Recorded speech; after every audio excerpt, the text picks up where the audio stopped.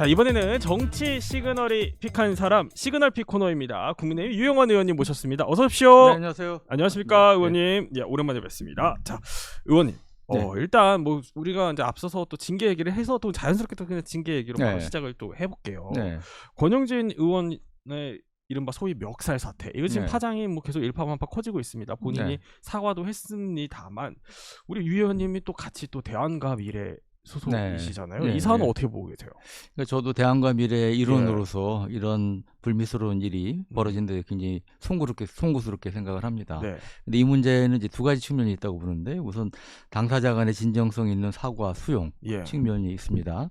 그런데 권 의원이 정점식 원내대표 찾아가서 이제 머리 숙이고 사과하지 않았습니까? 네. 그리고 가장 중요한 당사자이신 정점식 원내대표께서 방송에서 사과 수용하고 예. 또 윤리 열리면 피해자로서 선처를 바란다는 말씀을 하실 의향이 있다, 이런 전향적인 태도를 취하셨어요. 네. 사실 어떤 이제 개인적인 입장이나 아니면 당내 상황을 고려할 때 쉽지 않으신 결정이셨을 것 같은데 그렇게 이제 정 원내대표께서 이제 풀어주신 측면이 네. 있다고 보고요. 두 번째는 이제 당 기관 측면에서는 있을 수 없는 일이죠. 사실 그 권 의원도 뭐 말씀하셨지만, 그래서 그런 면에서 이 점은 윤리 차원에서 문제 제기할 수 있다고 보는데, 네. 중요한 게 지금 당 안팎 국내의 상황이 정말 엄중하다는 겁니다. 아시다시피 내일 이제 보안수사권 폐지를 글자로 그렇죠. 하는 예. 형소법 개정안 본회의에 상정하지 않습니까?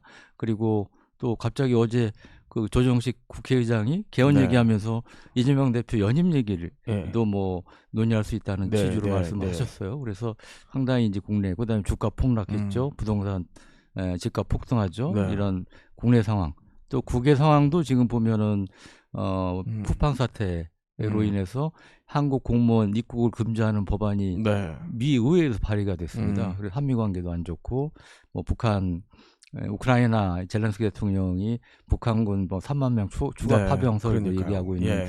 이런 상황이어서, 그런 면에서 당내 화합을 저해하지 않는 쪽으로 합리적으로 좀 정리되는 게 바람직하다고 생각합니다. 합리적으로 정리돼야 한다는 거는 네. 그러니까 의견이 좀 갈려서요. 이게 네. 그러니까 뭐 이 정도면 됐다라는 분도 계시고요. 물론 그 뭐 잘잘못을 떠나서요. 뭐 네. 그렇게 한 거는 잘못이지만 이 정도면 됐다는 분들도 있고, 어느 분은 아니다, 자진 탈당해야 된다, 그거 안 하면 최고 수위 징계까지 가야 된다, 이렇게 보시는 분들도 있어서 의원님 전자의 후자예요. 네, 저는 네. 그 자진 탈당 문제나 최고수위 징계 문제도 그런 면에서 좀 신중하게 접근하는 게 바람직하다고 생각합니다. 왜냐하면 지금 아까 말씀드렸다시피 당 안팎이나 국내 상황이 너무 엄중하기 때문에 그렇습니다. 그러니까 전자인지 후자인지 궁금해서. 네? 전자인지 후자인지 궁금해서 여쭤봤는데. 그러니까 네. 탈당이나 최고수위 징계는 제 입장에서는 좀 신중하게. 거기까지 가는 거네. 신중하게 접근하는 게 좋겠다. 신중하게. 이 정도면 됐다, 이렇게 보시는 건가요? 아마 시간은 좀 필요할 겁니다. 예. 이 문제가 정리하는 데 있어서 시간은 좀 필요하다고 보는데, 그러한 후기 기간을 좀 하는 게 좋겠다는 생각이 듭니다. 그런데 이제 대안과 미래라는 그 입장에서 봤을 때는요, 의원님. 어쨌든 그 권영진 의원이 대안과 미래를 뭐 대표한다고 보기는 좀 어렵지만, 그래도 굉장한 또 이제 스피커로서 역할을 좀 하셨고, 그렇기 때문에 이번 이 멱살 사태가 대안과 미래라는 조직이 갖는 힘, 대외적인 목소리, 그 힘의 동력을 좀 떨어뜨렸다, 이런 평가들도 나와서요. 이건 어떻게 보십니까? 그러니까 지금 뭐 아시지만 이 대안과 미래 전체 와는 좀 거리가 있는 개인적인 문제죠, 사실은. 개인적인 문제인데, 그 그러니까 대안과 미래를 적극적으로 말씀하셨던 분이 한 분이시기 때문에 이제 그런 기류가 있고, 특히 이제 당 일각에서는 요거를 좀 확대해서 좀 일종의 이제 뭐 견제한다고 그럴까요? 이제 그런 움직임이 없지 않은 것 같습니다. 그리고 권 의원과 제가 개인적으로 뭐 소통한 적은 이 일 이후에 한 적은 없지만, 권 의원께서도 대안과 미래 내부에 이번 일로 심려를 끼쳐 송구하다, 좀 자숙하겠다, 이런 말씀을 좀 하셨어요. 대안과 미래 쪽에. 그래서 이제 그런 측면에서 좀 자숙하시는 이러한 시간을 가질 것 같고요. 따로 모임이 있으셨나요? 아니면 뭐 어떻게? 따로 모임 가진 건 없었습니다. 근데 저희 내부적으로도 이제 소통하는 뭐 채널이 있으니까요. 이제 그런 채널을 통해서 말씀하신 적도 있고 그러기 때문에, 이제 그런 측면에서 저희도 이 부분에 대해서는 좀 신중하게 숙고하면서 대응을 하려고 합니다. 또 어쨌든 뭐 지방선거 이후에 당 지도부가 어떻게 해야 될 거냐를 두고 대한과 미래가 앞장서서 굉장히 센 목소리를 내왔고, 그래서 뭐 일종의 뭐 쇄신 이미지를 갖게 된 것도 있는데, 이 점이 지금 흔들리는 거에 대해서 의원님 개인적으로는 좀 안타깝다는 생각이 드실 법도 맞습니다. 하겠네요. 예, 저는 뭐 사실은 물리력은 물론이고 이 국회의원들이 고성 이 큰 소리 치는 거 샤우팅이라고 그러죠. 그 자체에 대해서 좀 부정적으로 생각하는 사람이기 때문에 이런 상황에 대해서는 굉장히 바람직하지 않고 안타깝게 생각을 하고 있습니다. 네, 알겠습니다. 그 윤리위가 이제 어제 전체 회의를 또 열어서 조경태 의원, 권영진 의원, 진종훈 의원까지 3명에 대한 이제 징계 절차를 개시를 했잖아요. 이제 권영진 의원 얘기는 해봤으니까 그 진종훈 의원에 대한 징계 절차 개시는 좀 어떻게 보고 계십니까? 그러니까 진종훈 의원 문제도 이 당 지도부라든지 윤리 입장에서는 왜 그러면 여러 사람이 있는데 진종훈 의원만 했느냐, 그 부분에 대해서 그러니까 당의 공식 후보가 있는데도 무소속 후보를 지원을 했고 단순히 말뿐 아니고 뭐 주거지까지 거주지까지 이제 확보해서 지원했다, 이런 정황이 있다, 이런 거를 빌어서 이제 강하게 대응을 하는 것 같습니다. 근데 진종호 의원은 이에 대해서 이거는 그 보수 대통합이라든지 민주주의를 반영한 그런 측면에서 하는 것이고, 징계는 이제 당의 타당화 측면에서 접근하는 것에 대해서는 단호하게 대응하겠다, 이런 입장을 취하고 계신데요. 이제 그런 면에서 보면 저는 아까도 좀 전에 나오셨던 패널께서 윤리의 어떤 정당성 문제, 인원이 지금 3분밖에 안 되지 않습니까? 근데 제가 사실은 21대 전반기 초기에 윤리 부위원장을 했습니다. 근데 제가 윤리 부위원장 할 때는 인원이 7명 이상이었어요. 그렇군요. 그리고 거의 전원이 참석했고 이견이 있을 때도 이제 내부 조율 과정을 거쳐서 이제 거의 만장일치 형태로 이제 진행이 됐는데 아시다시피 지금 인원이 2분이 사퇴하셔서 5분만 안 되고 이번에 이제 결정한 또 3분이 결정하신 거 아니겠습니까?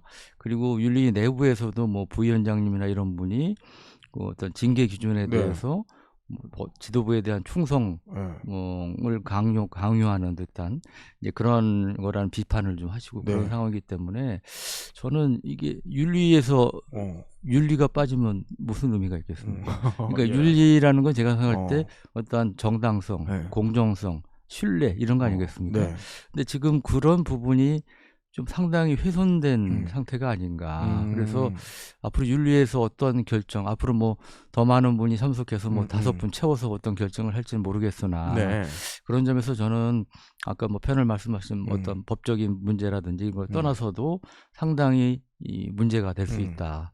이 윤리 자체가 자체 결정에 대한 논란이 좀 초래될 수 있다는 우려가 듭니다. 근데 또 윤리 부위원장을 하셨으니까 그러면은 그러니까 어제 한 패널을 또 이렇게 말씀하셨거든요. 5명에서 3명으로 이제 의결이 된 거면 나중에 이 2명이 사퇴하면 3명 중에 2명만 해도 되는 거냐? 뭐 당원 단계 그런 건 없습니까? 할 때? 그 부분은 저도 규정은 명확히 좀 자세히 확인해 봐야 되지만 그런 거에 대해서는 없는 것 같습니다. 근데 없어요. 그런데 우리가 제가 살 상식적으로 그런 상황이 된다면 얼마나 많은 국민 또 당원들께서 납득을 하실까 하는 생각이 듭니다. 그럼 진종호 의원 얘기 조금 더 해보면은 왜 그 친한계 의원들이 뭐 상당히 많이 뭐 사실상 당시에 그 한동훈 의원을 도왔다 이런 기사들이 나왔었잖아요. 근데 왜 그 많은 의원들 중에 진종호 의원이에요? 그러니까 제가 아까도 잠깐 말씀드렸지만 진우의 경우는 단순히 말로만 한 게 아니고 어떤 분은 이제 그런 부분들이 같이 있었다. 이제 치킨 같이 먹기도 하고 뭐 이런 것도 있었지만 진 의원의 경우는 이제 주거지를 구해서 적극적으로 지원했다. 주거지. 그러니까 아파트라든지 뭐 이런 걸 구해서. 근데 지역구가 없죠. 지역구가 비례대표이시죠. 그래서 그런 정황이 있다는 게 이제 지도부와 윤리 입장인 것으로 알고 있습니다. 의원님의 생각은 좀 다르신가요? 네. 저는 하여튼 그 부분은 사실관계 확인이 좀 필요하다고 생각합니다. 사실관계 확인이 필요하다. 알겠습니다. 그 장동혁 대표 얘기를 조금 해보면요. 내년 8월까지 임기를 채울 것 같은 분위기이긴 합니다. 지금 현재 상황으로서는 뭐 장 대표의 이제 뭐 사퇴를 촉구하는 목소리 동력이 좀 떨어졌다라는 해석들도 나오고요. 의원님 느끼시기엔 어떻습니까? 그러니까 제가 2달 전쯤에 이 방송에 그때 전화 인터뷰했던 것 같은데 그때 이제 무엇이 중요한디 이런 말씀을 제가 무엇이 중요한디? 그러니까 그 당내 뭐 징계 문제 또 얘기하고 그럴 때 사실은 이제 당내 화합 보수 대통합 측면에서 이런 포용하는 이게 중요하다고 말씀을 드렸는데 지금도 이제 당 지도부의 스탠스는 그런 부분에서 크게 달라지지는 않은 것 같습니다. 안타깝게. 저도 뭐 이제 원내 지도부 일원이기 때문에 이제 그런 부분이 전보다 좀 조심스럽습니다만 이제 그런 부분이 좀 안타깝게 생각을 하고 근데 지금 이제 그 지도부가 새로운 또 새 신안을 뭐 준비한다 이런 맞아요. 뭐 다음 달? 다음 달에 하신다고 그러는데 저는 그 새 신안 관련해서 정말 이번에는 민생에 기반한 외연 확장 그리고 보수 대통합을 통한 보수 재건. 아시다시피 이제 총선이 2년도 안 남았습니다. 그리고 대선도 4년 안 남았죠. 거의 4년 뒤에 이제 대선인데 우리가 이제 저희 국힘이 승리해야 되지 않습니까? 그래서 그것을 목표로 아까 말씀드린 두 가지 그 키워드에 초점을 맞추는 그런 새 신안이 나왔으면 하는 좀 간절한 바람입니다. 근데 일각에서 이런 해석들도 있잖아요. 내년 8월까지 어쨌든 장동혁 지도부가 그냥 이 상태로 계속 쭉 임기를 채운다면 어쨌든 내년 8월 이후에 이제 전당대회가 또 열리더라도 총선을 앞두고 지금 민주당은 전당대회를 지금 열어서 이제 총선을 향한 당대표 체제로 쫙 꾸려가지고 하는데 국민의힘 너무 늦다 시기상으로 봤을 때는 이건 어떻게 봐야 될까요? 그러니까 지도부 문제는 정 원내대표께서도 이제 본인이 결심할 사안이다 이런 말씀도 이제 하시고 그랬는데 그 부분은 계속 이제 의원들 상대로 의견 수렴을 하고 계신 걸로 알고 있습니다. 원내대표님 생각은 어떠신 것 같아요? 의원님 보시기에. 그래서 뭐 대표님 생각 저도 뭐 정확히 알 수는 없습니다. 근데 나름 이제 중심을 잡으려고 노력은 하시는 걸로 알고 있고요. 그래서 그런 의견 수렴을 거쳐서 아까 뭐 내년 8월 말씀하셨는데 그 전에 어떤 형태로든 뭐 좀 정리가 되지 않을까 그렇게. 8월까지는 안 갈 것 같다. 그렇게 되기를 기대합니다. 그렇게 되기를 기대한다. 의원님들끼리는 편하게 말씀하시니까 요새 분위기 어때요? 요즘 뭐 저도 뭐 다른 이런 상황 때문에 깊이 있는 말씀을 못 나눠서 뭐 당 분위기가 이렇다, 기류가 이렇다고 말씀드리기는 좀 어려울 것 같습니다. 그렇군요. 한동훈 의원이 오늘 또 토론회를 열어요. 그 보안 사건 이제 폐지 관련해가지고 민주당 의원들에게 뭐 다 친전을 보내기도 했다라고 하고 국민의 의원도 얼마나 참석할지도 관심인데 의원님 오늘 가십니까? 네, 오늘 참석할 예정입니다. 몇 명 와요 오늘? 뭐 아마 많은 의원들께서 참석하지 않으실까 싶고요. 왜냐하면 내일 이제 여당에서 보안 사건 폐지 그를 골자로 하는 형사법 개정안 본회의 상정하지 않습니까? 그러면 이제 필리버스터도 아마 진행이 될 것 같은데 그런 점에서 이제 관심 아마 언론에서 관심이 많으실 것 같은데 그런 점 요새 어제부터 보니까 이제 저한테도 그 한 대표가 이제 필버 신청을 하신다고 그러더라고요. 한 전 대표가. 근데 직접 연락이 왔어요? 의원님한테? 저한테 연락 온 건 아니고 이제 그런 얘기가 돕니다. 그런데 신청을 한다. 그런데 이제 그런 거에 대해서 이제 문자들이 그러면 그 대승적인 차원에서 그 한 의원을 필보 1번으로 좀 배려해 줬으면 좋겠다 이런 문자들이 많이 날아오더라고요. 누구한테서요? 그건 누구인지 모르겠습니다. 그러니까 우리 이제 상황 때가 되면 이제 문자들 많이 날아오지 않습니까? 그러니까 의원님들끼리 얘기하신 건 아니고 일반 국민들께서 그러니까 문자들이 날아온다. 그 의원님 생각에는 몇 번 들어가야 돼요? 필리버스터 들어가게 되면 한 의원이? 그러니까 저는 뭐 일단은 지금 여야가 이제 어떻게 이제 합의될지는 모르겠습니다만 이 부분도 이 순서를 정하는 부분도 저희 쪽에서 이제 보안수사권 폐지 부분은 다 저희가 이제 힘을 합쳐야 될 상황이니까 저희 당에서도 좀 대승적으로 접근했으면 좋겠다는 생각을 해봅니다. 대승적인 접근이라고 하면 뭐 이제 순서 있어서 좀 앞번호를 배려한다든지 그런 게 될 수 있겠죠. 했으면 좋겠다. 나는 또 의견을 개인적인 의견입니다. 아니 뭐 정재수 원내대표님한테 뭐 건의하실 수 있는 거 아니에요? 맞습니다. 안 하실 거예요? 지금 이 방송을 계기로 해서 한번 드려야 되겠네요. 아 그래요? 알겠습니다. 예. 뭐 의원님의 개인적인 의견인 걸로 네. 가정하겠습니다. 의원님 앞서서 권영세 의원님이 저희 방송에도 나오셨어요. 네.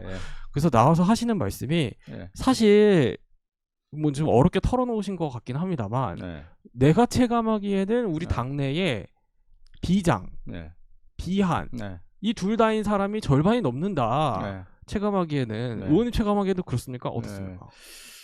근데 분명히 이제 뭐 비장 비한 뭐 그 표현이 적절한지 모르겠습니다. 예. 하여튼 그런 뭐 기류가 있는 거는 맞는 것 같고요. 그런데 과연 그 반반일까?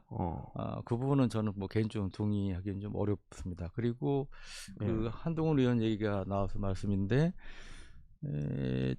어찌됐든 이제 그 한 의원이 많은 전문가들이 어려울 거다고 예상했지만 어쨌든 살아서 돌아오지 당선이 되지 않았습니까? 그래서 이제 지금 그 한 의원 그다음 오세훈 시장 두 분이 이제 저희 보수 쪽에 이제 차기 대선에 있어서 유력한 이제 후보다는 게 이제 여러 언론들의 이제 평가인 것 같고요. 그리고 SNS를 보더라도 사실 이재명 정권 비판을 가장 많이 쏟아내고 있는 현역 의원 아마 데이터 내보면 아실 것 같은데 한 분이 이제 한동훈 의원이 아닌가 싶고 그래서 저는 이제 지금 상황에서는 이 한자성어를 써서 좀 송구합니다만 이 동주공제라는 표현이 있습니다. 그게 중요하다. 이 가틀동, 배주, 서로공, 도울제. 그러니까 지금 저희 당 안팎 이 상황은 이 심한 폭풍우가 몰아치는 바다 위에 떠 있는 배를 타고 있는 상황인데 여기서 배 밖으로 밀어내면 어떻게 됐습니까? 죽을 가능성이 많겠죠. 그러니까 같은 이런 위험한 상황에 같은 배를 타고 있기 때문에 서로 도와주고 끌어주고 이래야 된다. 이제 그런 이제 동조공제의 정신으로 좀 접근하는 게 바람직하지 않을까 생각합니다. 필리버스터 앞번호 배정해 주는 게 좋겠다. 뭐 이런 얘기인 것 같네요. 뭐 그런 것도 이제 하나의 사례가 될 수 있을 것이고요. 알겠습니다.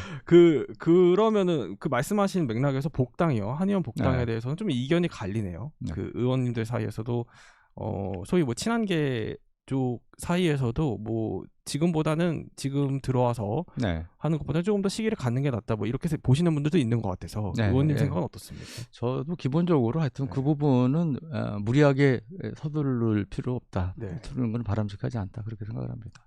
뭐 지금은 당장은 뭐 할 필요는 없어 보인다. 이렇게 보시는군요. 알겠습니다. 의원님 그 또 이제 국방위 소속이셔서 안 여쭤볼 수가 없는데 안규백 국방장관 지금 탈영 의혹이요. 뭐 안규백 국방장관 지금 뭐 선을 긋고 있습니다만 이거 빨리 병적 기록부 공개하라고 계속 촉구를 하시네요, 의원님. 맞습니다. 왜냐하면 이게 다른 장관이 예를 들어 탈영 의혹이 있다 하더라도 도덕성이 상당히 큰 상처가 됐을 텐데 다른 장관도 아니고 국방장관 아닙니까? 47만 50만 대군을 건드리고 계신 국방장관이 탈영 의혹이 있으시다는 거는 정말 치명적인 그런 거고요. 또 이제 그 장관 안장관께서는 자기는 병무행정에 잘못된 병무행정에 억울한 피해자다. 이렇게 말씀하세요. 그러니까 그 당시에는 이제 방위병 복무기간 14개월이었는데 83년 11월에 입대했으면 85년 1월에 전역 이제 소집해자라고 전역해야 되는데 85년 8월에 했단 말이죠. 그래서 22개월 8개월 더 했는데 이게 탈영 했기 때문에 그런 게 아니냐 의혹의 핵심이고요. 그런데 이게 병적 기록부를 공개하면 명쾌하게 해결될 사안입니다. 그런데 공개를 못 하시겠다는 거예요. 그리고 지난번에 청문회할 때 왜 공개 못 하겠냐. 그러니까 이게 공개될 경우 굉장히 불필요한 오해를 초래할 소지가 있어서 그렇다고 그런 겁니다. 도대체 국민들이 보시기에 얼마나 엄청난 오해를 부르실 내용이 병적 기록부에 있으면 공개를 못 하시는 걸까요? 그런 의문이 당연히 제기되고 더구나 지금은 이제 김영수 센터장님이 이 법적으로 이제 뭐 고발도 하고 이런 상황이기 때문에 이제 공개를 하시지 않으면 계속 의혹이 사그라들지 않고 군을 더 이상 지휘하시기 힘든 이제 그런 상황이 됩니다. 저는 이미 기자로서 이제 31년 국방부 출입하면서 20분의 국방장관 겪었기 때문에 그때 이제 뭐 온갖 비리나 이런 것을 만신창이가 돼서 떠나신 분들 보고 그랬는데 저는 지금 안 장관님이 이 영이 서기 힘든 상황이 됐다. 이미 상처를 많이 입으셨고 그래서 네네. 국가 군을 위해서도 그렇고 본인 개인을 위해서도 그렇고 이제는 좀 스스로 물러나시는 게 바람직하지 않을까 그런 안타까운 생각을 해봅니다. 그러니까 병적기록부 공개하거나 아니면은 본인 스스로 물러나거나 둘 중에 네, 하나를 택하라. 네. 그렇게 보시는군요. 예. 그걸 예. 공개하지 않고 계속 버티시는 한 저는 이게 사그라들기 힘들다고 봅니다. 그런데 아까 뭐 불필요한 오해 때문에 공개를 하기 어렵다 이런 취지로 말씀을 하셨다고 해서 네. 근데 의원님은 어쨌든 거기에 좀 동의하기 어렵다, 이해가 안 된다 이런 네. 말씀이신 거잖아요. 예. 그 예를 네. 들면 그 이제 어떤 언론 보도에 따르면 이제 병적기록부를 몇 여당 의원들께서 보셨대요. 그 보신 의원님을 소스로 한 이제 기사였는데 네. 병적기록부 봤더니 진짜 별게 없더라. 뭐 예를 들면 안 장관님이 해명하셨던 부분인데 그때 이제 헌병대 조사를 받으셨는데 그때 이제 그 안 장관님 집안이 아버님 굉장히 지역 유지셨다고 그럽니다. 그래서 이제 그때 어머님께서 예비군 대원들한테 훈련할 때 이제 점심 대접한 게 문제가 돼서 조사를 받았다고 하는데 뭐 그런 내용이 이제 병적기록부에 있어서 별 내용이 없더라. 뭐 이런 취지였어요. 근데 제가 알기로 병적기록부에 그렇게 자세한 내용이 기록된 예를 제가 본 적도 없고요. 그렇게는 또 없어요. 네. 병적부 이렇게 뭐 어머니가 누구 예비군 밥 사줘서 그게 문제가 돼서 헌병대 조사받았다. 이렇게 병적별이 자세히 기록된 예를 본 적이 없습니다. 그리고 두 번째, 그 정도의 내용이라면 공개가 됐을 때 국민들께서 정말 이거는 어마무시하게 뭐 이해가 안 되는 황당한 상황이라고 생각하실까요? 우리 사회자께서는 어떻게 보세요? 뭐 저는 중립을 지켜야 되겠죠. 네. 그래서 저는 그 이해가 안 되는 겁니다. 알겠습니다. 그 의원님 그러면 의원님 어쨌든 계속해서 의정 활동을 이제 하셔야 되니까 여러 가지 계속 자료 요구도 하고 계실 것 같아요. 그렇죠? 뭐 군 관계 기관 쪽에 뭐 유의미한 답변 돌아온 게 있어요? 이 관련해서는 뭐 없고요. 제가 이제 계속 또 장관님 얼마 전부터 물러나신다고 그러니까 이 자료 협조도 아마 지금도 또 어려워지는 면이 있고 앞으로 더 어려워지지 않을까 싶습니다. 그렇군요. 알겠습니다. 의원님 또 북한군 포로도 직접 만나셨던 걸로 제가 알고 있어가지고 지금 어쨌든 러시아가 북한군 3만 명 추가 파병을 요청했다. 요 젤렌스키의 주장을 좀 남다르게 좀 보실 것 같아요. 이 상황 어떻게 보고 계세요? 제가 이제 작년 2월 올 2월 2번 갔고요. 작년에 갔을 때 북한 포로도 만났는데 올 2월에 제가 우크라이나 갔을 때 정보총국이라고 있습니다. 정보총괄하는 데인데 거기서 저한테 북한군 1만 5천 명 추가 파병 준비 정황이 있다. 그런 얘기를 했었습니다. 당시 1만 명 정도가 쿠르스크에 계속 주둔하고 있고 거기에 플러스해서 1만 5천 명 추가 파병 쥐고 있다는 얘기를 했었는데 1만 명은 지금도 쿠르스크에 있습니다. 만여 명이. 근데 이제 이번에 젤렌스키는 그보다 2배가 늘어난 3만 명 이제 추가 파병 준비 정황이 있다 이런 얘기를 하셨는데 그래서 뭐 나름 이제 근거가 있으니까 그런 얘기를 하셨겠죠. 그래서 굉장히 저는 이거 경각심을 갖고 바라볼 필요가 있다고 생각을 합니다. 이렇게 3만 명을 보낸다, 추가 파병을 하게 되면은 어쨌든 김정은 입장에서도 상당히 좀 부담스러운 일이고 뭔가 제가 생각하기에는 러시아로부터 받을 것 다 못 받았기 때문에 더 보내는 거다 이렇게 보이거든요. 그리고 북한 입장에서 북한이 이제 지금 한 최대 2만 명 정도, 2만 명 안팎 파병한 걸로 보이는데 그 중에 한 4천에서 6천 명 정도의 엄청난 사상자가 났어요. 북한 입장에서 잃은 게 많은 건데 그럼에도 추가로 보낸다는 것은 얻을 게 그만큼 있기 때문에 또 보내는 거 아니겠습니까? 그래서 일단은 말씀하신 이제 기대에 그동안 러시아로부터 받은 게 기대에 못 미쳤다. 그런 면도 있을 것이고 두 번째로는 한번 보내보니까 이게 뭐 굉장히 생각보다 효과가 있다. 예를 들면 실전 경험. 그 다음에 북한이 뭐 K-23 같은 이제 미사일도 보내서 테스트하고 있는데 정확도가 초기에 비해서 수십 배가 향상이 됐습니다.